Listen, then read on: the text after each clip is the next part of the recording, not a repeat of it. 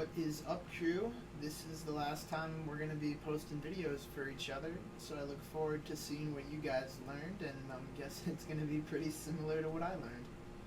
So, going into this class, the first thing that we kind of went over was the perceived spacecraft. So we would listen to a track and then try and decipher, like, where in an imaginary room each source of timbre would show up.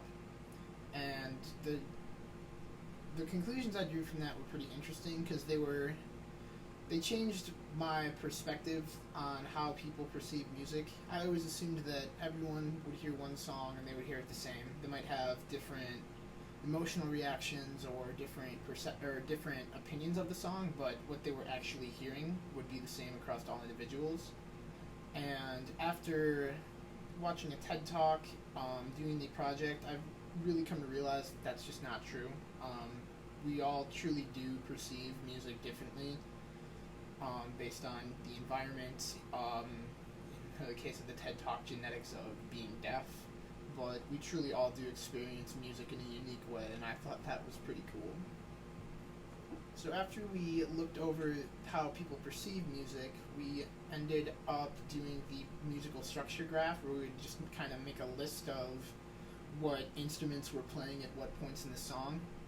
And that one I really enjoyed because it showed to me that to make a beautiful piece of music, the song can be incredibly complex. It can have tons of different input, many things going on at one time, but an equally enjoyable song can also be incredibly simple as maybe just someone humming and clapping a beat and another person, say, rapping over it. The next thing that we went over was balancing inputs, or balancing timbres, I believe. We took a Peter Gabriel song and kind of tried to balance it to make it sound like the original, and then we remixed it ourselves. And from that one, what I really took away is that being able to balance those those sources of timbre is an incredibly important way to make sure that every individual has the best musical experience possible with that song.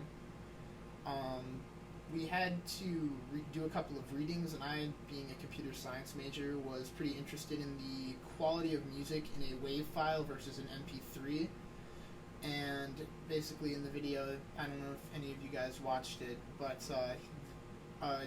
the producer messes around with the MP3 file and it gets distorted very quickly and sounds awful, and then he messes around and manipulates the WAV file and the quality is lossless. It just stays there, and no matter what he does, it still sounds good.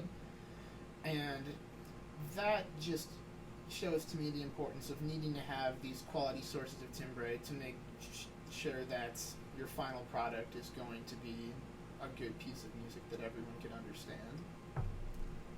The reflection we did for last week was based off of our remixes that we were doing, so it kind of built on everything that we'd been doing before that, the sources of the timbre, the balances of the timbre, and just the final mixing effects to bring it all together.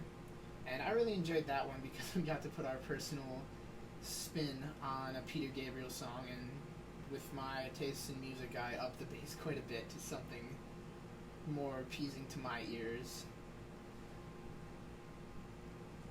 So what I learned after going through last week's project was that, similar to the conclusion I came to in week 3, where a beautiful song could be complex or or very simple. Just changing one timbre, the balance, the mix, the location, the volume, pretty much any aspect of a single track can have a huge effect on the outcome of the final song. And it just really goes to show how important, at least this is the way I perceived it, it goes to show how important every single small aspect of music is to really make the final result come together nicely. So I guess if I had to summarize everything I've learned in this class, it's that there are an incredible amount of details to music, all of which are equally important to making it sound good. So with that, I look forward to seeing you guys' last CVLs. It was great doing this class with you, and I hope you guys have a good rest of your summer.